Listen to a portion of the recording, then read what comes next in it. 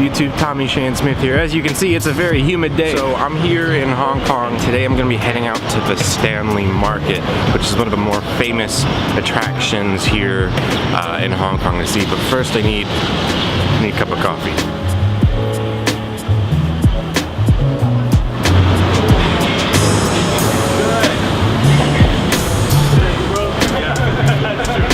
That was good. 6.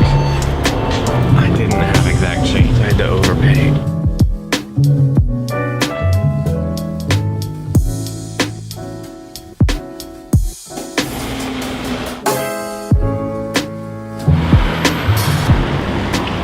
Stanley is a small town in the south of Hong Kong Island. Now you see, originally it was just this fishing village, but it's become this bit of a tourist attraction now as well. For a brief period in the history of colonial British Hong Kong, it actually was the administrative capital before they moved it to what is now the Central District. A lot of that British influence here still remains. It's a very interesting piece of Hong Kong. But first off, let's go check out what this area is most well known for, which is the Stanley Market. So if you were to ask somebody what the best markets in Hong Kong are, they're gonna probably give you 3 things. One is the Temple Market in Mongkok, the Ladies Market in Mongkok, and the Stanley Market here in Stanley. The Stanley Market's a Chinese market, but it's geared towards tourists. You're not gonna find a lot of local people here shopping. Here you're gonna find a lot of toys, gifts, luggage, clothing, some artwork, a lot of just touristy stuff. But just because it's for tourists doesn't mean that it's actually not cool. The thing that makes the Stanley Market a little bit different than a lot of the other markets is it's a lot less busy. Most people here can speak English. You don't have to haggle as much, but also you won't be able to haggle as much. While I'm here, there's a couple things I'm looking for. I need a new belt. I'd like to get a souvenir or two, and I need to pick up some postcards to send a couple people back home. So let's see what we can find.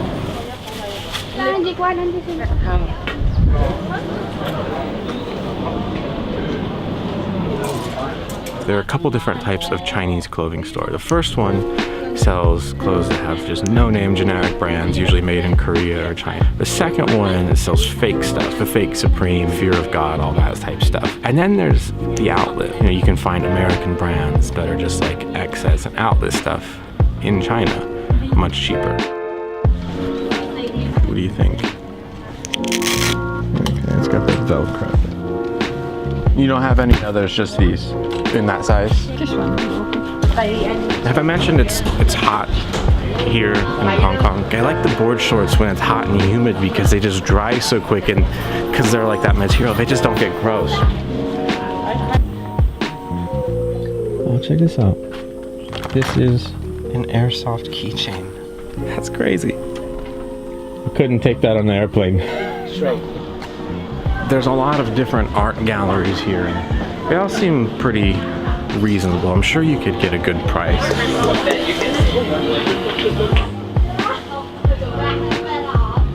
This is some communist propaganda right here. Red memory. I always struggle with what souvenirs to buy because I'm homeless. I love these like dumpling bowl magnets, but I'm homeless, so I don't have a fridge. I used to collect bottle openers, but same thing. I'm homeless, so I always find these souvenirs that I want, but I have no place to put them. Cash wallets are kind of cool. Oh my gosh, Pokeballs. A lot of times in tourist places, luggage shops just pop up, which is very convenient when you buy more crap. So I like this shirt. You don't have this in like a men's tank top, do you? Tank top. Like for men? Is that unisex? Men size. Got a tank top in this color. Okay. Here. In the tank top? Can I, just gonna set you. No, when you hand up on the shoulder. Okay. Can you do 100? But it's not fixed, no. Fixed price? Okay. Use the camera. Okay. Why I put different language? Okay, because really set price. Okay, I'll take it. It's 120? Yeah. I'll do it. I'll keep it at that. I need another summer shirt. This is my Hong Kong souvenir. I can dig it. So I got my Hong Kong souvenir. Now I just need to find a belt and I need to find some postcards. Excuse me, do you have bigger size? No. Check this out. It's Massimo. I'm at Target. How much first? Cheaper for you. 120 for you. 120. Still a bit much for me. 100 for you. Okay, you try the size. Long for me, give longer. Last whole for me, give there. 100 for you. I need a little bit more. Oh, a little longer. A little more longer. This color. Yeah. Okay. Yeah. Let me measure the size. Yeah, this is perfect. Yeah, I'll do that. Okay. Measure the size.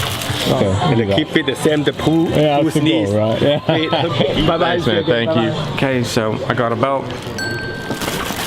Last thing, I just need to pick up a few postcards. One thing a lot of people do in the market here is they get their name written down in Chinese because it's cool, and apparently you can't do that with Google. Here's a rack of postcards, so we'll get some here and be done. Scratch that. I'm not buying postcards from that guy. He was kind of a jack. Almost a successful trip to the market, but I'm not going to give my money to some guy who's kind of a jerk. So it wasn't a complete slam dunk, but it was. I was satisfied. But if you go to Stanley just to go to the market, you're missing out because you've got this beautiful bay right here and this wonderful promenade. There's so much else to see.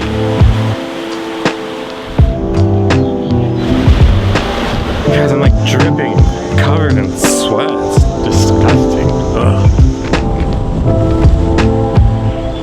This is the Murray House, which is a Victorian-era building here in Stanley. It actually used to be a soldier's barracks, but I think what makes this building the most interesting is the fact that it only existed here in Stanley until about 20 years ago. It actually was in Central, sitting on the ground where the Bank of China Tower is today, and they actually tore it down and moved it over here some years later. So it pulled a London Bridge, and that kind of, I'm still upset about that. Like, why did you have to put the London Bridge in like Havasu City? Couldn't you just put it in Phoenix? Like, it had just been better there. And now Murray House is basically just a giant shopping mall with a big H&M.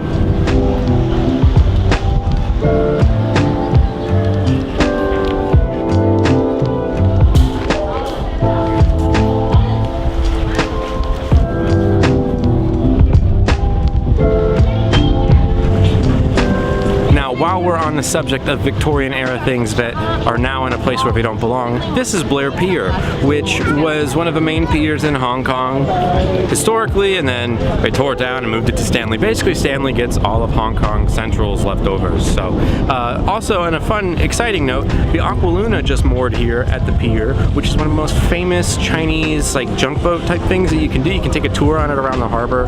You've probably seen it in a ton of pictures. Like this is one of like the pictures of Hong Kong is this boat right here. You can actually take a tour of Victoria Harbor on this to watch the Symphony of Lights every night. So super cool experience, and I hope I get a chance to try it before I leave.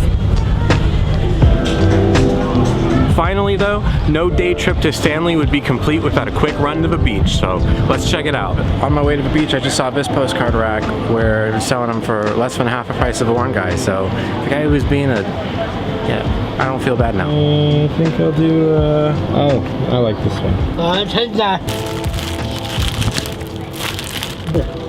Thank you. Have a good one. So there you go. Look, got the same postcards I would have gotten at that guy's shop, but more of them for the same price.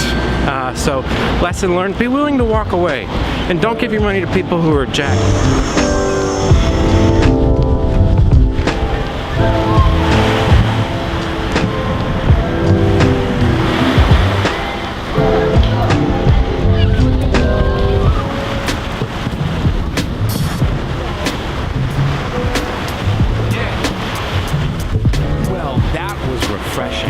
This right here is Stanley Main Beach. If you're looking for a way to cap off your day trip to Stanley, if you're looking for a way out of the city, just a place to relax, this is a great place to do it. It's a nice beach, it's not too crowded. The sand's a little bit pebbly, but it's not rocky, so it's okay.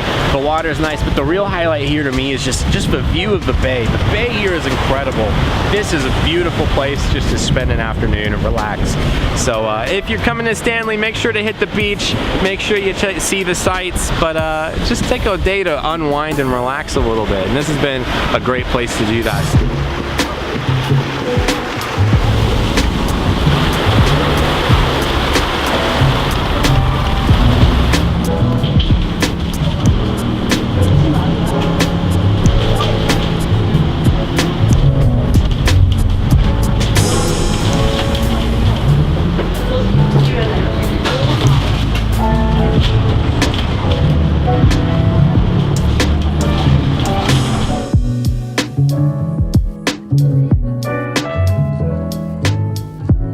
thanks again for watching this video. I hope you found it entertaining and informative. And if you did and you want to see more videos like it, make sure to hit that subscribe button right there.